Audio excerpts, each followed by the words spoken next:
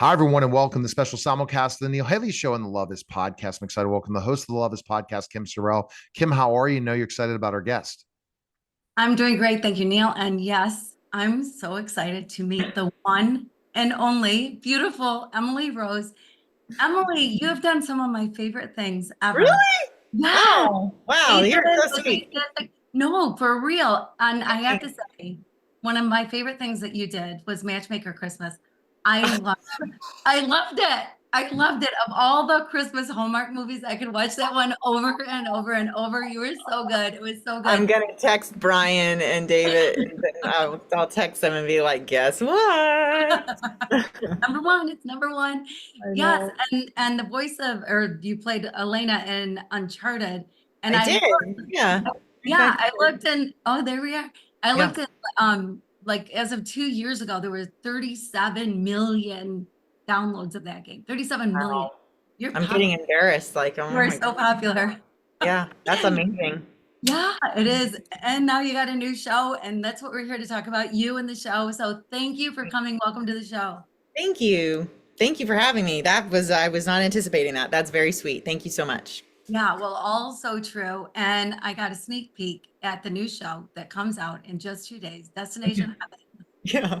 And you do such a great job in that. And I love the show, the premise of the show and everything else.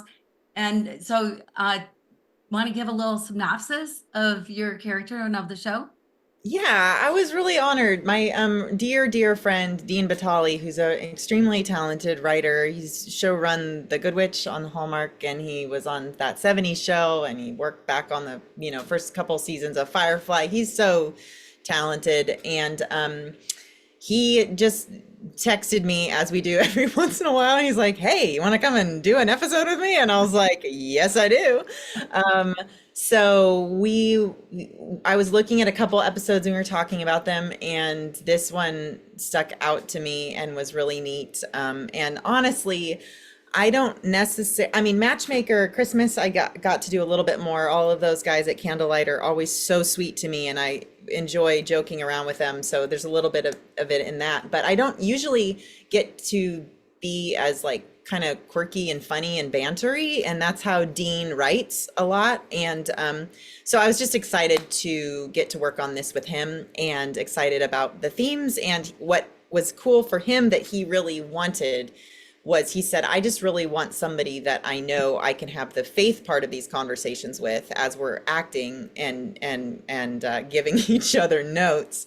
And because I think that that's important. There's, we're trying to go beyond stereotypical stuff here. So I want us to be able to really genuinely convey some of the things we're talking about. And that's the interesting thing when you have a good fit and feel with the cast and understand it and feel what the director and producer wants. So important in having a successful show, right?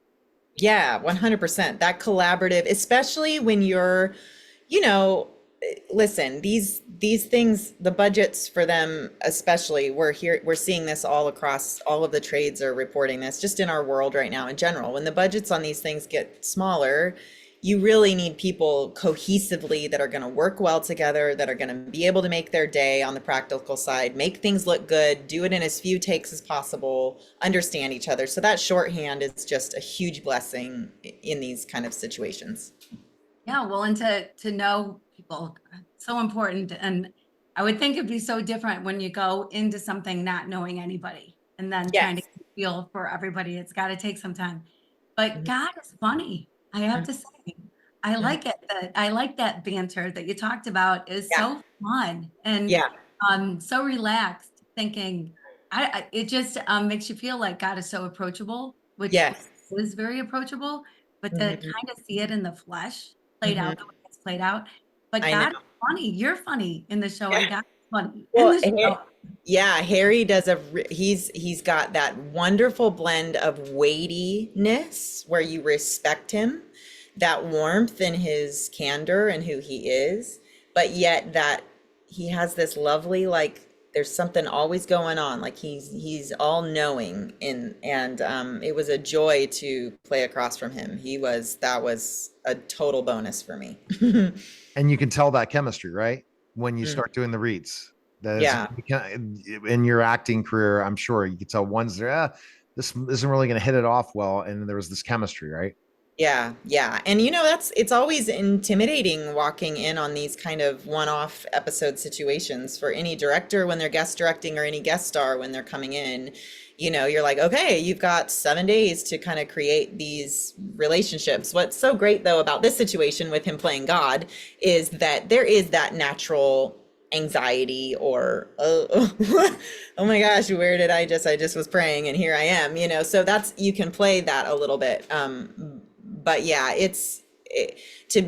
to move through. Dean kept saying to me, he's like, it's just so important that as we do this, because these conversations, they're longer conversations and they're longer scenes than maybe normal, and you're going to need to like move through and clip through them. So our director, Nate, was incredible, and it was just a really good group. Yeah, well, and I love the theme of this particular episode, the one that you star in, and that it's, you can give all the money you want to give, which is great. Yeah. There are plenty of people that need help with money, but it goes beyond money and giving of yourself. And so, how did you like see that? Was that just probably something you already knew? Is it something you apply in your own life? I mean, you're busy, you're a mom of three kids, three Yeah. little ones, and Yeah. I mean, that's what I love about this platform. It's like we're able to kind of have these, you call them like the second half of the conversation. There's generic sort of family, faith-based, like, let me introduce you to this potential way of living life. But this series is a little deeper. It's saying, okay, this is how you live your life. This is the kind of person that you say you are. This is the way that you decide, and these standards by which you have this relationship with God. But what's spiritual formation look like? Like, what does that look like in a different season of your life even? It's one thing to be in Los Angeles and be a social justice person and be involved in this mission trip and blah, blah, blah, and, be looking for your husband and what's God's will for my life and what dream, and there's a different season of life when you're a mom and a wife and all of a sudden coming up to a homeless person on a exit ramp with 3 kids in the back of the car. How do I show my children generosity? How do I do that in a safe and wise way? And how am I obedient to what the Lord's calling me to do? Like when the rubber meets the road, how do all those things integrate? And so to me, I was like, wow, this is a nice, refreshing, deeper conversation we're having here, It definitely seems like it. And you talk about specifically enough heaven in the name of the show, and looking at specifically enough Christians who live for their destination being heaven are going to treat heaven on earth the same way as being fellow happy, trying to serve others and truly not look at themselves, look at the common good. Yes. And I think that's a key component of Christians that are going to get more people to heaven, is to live heaven on earth. Yeah, right. Seek first his kingdom and his righteousness, and all these things will be added, versus like this sort of me-centric, self-centric, what's God called me to do? What is my calling? What is my, it's like, that's what I really feel like God's been really teaching me in this season of life, in my spiritual formation and journey, is like stripping it all away, which sounds so Sunday school and like we've heard it our whole lives. But, I'm like literally on the John Deere in the front yard the last few days, or weed whacking and hearing these things, right, as I'm listening, and like listening to the spiritual formation book, going like, oh my gosh, I get it, Lord. I understand. Like, strip it all away to be like you, to be on this holiness journey individually helps what we do as a body and as a church. And when the church and community and faith community choose to do that as a community, it helps us on our individual sanctification, and it's all interrelated. It really is, and that's kind of like deep, heady, heart stuff, but I'm just thrilled to be able to, be able to be experiencing it in my own journey, and then to be able to talk about it. Yeah, well, it's reality. I mean, it's worth repeating. It might sound like Sunday school stuff or whatever, but it is worth hearing again and reminding everybody. And that's what the Lord did. He showed up on the scene and dispelled everything that we thought we had figured out. And it was figured out for a good reason, for a good season of history. But Yeah. then he just completely said, okay, we're rewriting this. We're doing a whole new update. We're coming in, and everything that you think is not. And if you surrender to me, I'm going to tell you the new way to do things. I am that way, and follow me. Listen to my voice. I'll say, this is the way, walk in it. And that's where the real experience of relationship with him comes, and that fulfillment comes. Anyway, And it's about that conversation, right? yeah, That if you don't have that conversation, then you can't have that direction. yes, And other people, God speaks through other people, but also God speaks to people. yes, So you have to really be open to it in so many yes. ways. And I think the show tells you that in a way, right? Yes. Yeah, and I, like you guys were saying, I really love that that reality that he puts in that scene work of, like, he wants to have this conversation. He's always been about relationship. Yes, it's like, let's take off our shoes. You're standing on holy ground, and there's reverence there, but he's also going to pop into your life, and he wants to have a conversation with you. So if he's calling you to come out of your comfort zone on something you've been doing your whole life, and he's literally asking, and you can feel that, like, probably best to move into that direction. Yeah, absolutely. Well, and it's easy to talk to God sometimes and harder to listen, harder to Yeah. take time to listen, because you got to kind of be still and listen. But And how you see that with important, that character, right? You see her right? going, yeah, and I figured out, and I already know, and I've got this whole thing figured out. You're right. Yeah, exactly. It's interesting that whole interaction with Mhm, God is so interesting because it's mhm, casual, yet there's a reverence there, mhm. and it's just done so well. And I don't know how I'd react. And so it's interesting to see your character react to that situation, all of a sudden be whisked away and in a room with God.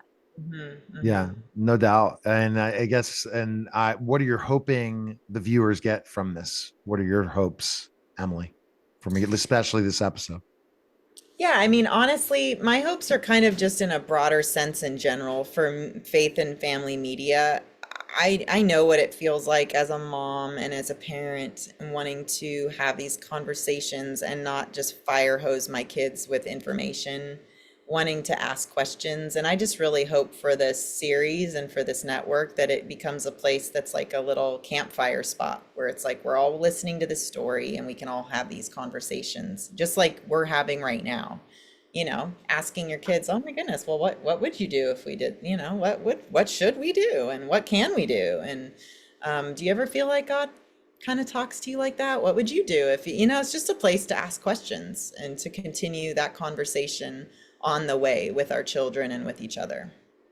Yeah, so true. I love that about the show, that it is something that then it makes you think Mhm. afterwards. It makes you wonder, are you doing things the right way? Is there something else you should be doing? Are you giving God enough time? Are you listening enough? And then to have the conversations with your kids, how great is that? Just Mhm. open that door. And so Mhm. I love that about it. And it's Mhm. on Great American Pure Flix is where people can see it, which is literally $80 a year. Like, it's Yeah. so Right. inexpensive for great Mhm. quality, incredible quality stuff. Like, this show is just so well done, and it's so good. It's not like the Christian shows of old, that Yeah. Yeah. I maybe think were. you can even sign up. I think for they were saying like a free trial for 7 days. You can Oh, sign that's up, great. kind of poke around and see if you like it. We keep, it on as just a place for that Friday night movie night spot when we're always asking the question. It's like, hey, let's go in here and see what's in Totally. this catalog of stuff, and so to Uh, have people supporting this kind of content as a producer, as an actor, it means a lot, because let's put our money towards the artists that we want to see make things and tell stories. all right. May 17th, the first episode drops May 17th. Destination Heaven. Anywhere place we can follow you, Emily. Where are the best places? Oh yeah, I'm on Instagram at Emily Rose LA, because I used to, be there all the time and have a heart for that city, but I still am very much for that city and for this industry. So Emily Rose LA. All right. That was a special simulcast of the Neil Haley Show and the Love Is podcast, guys. Take care.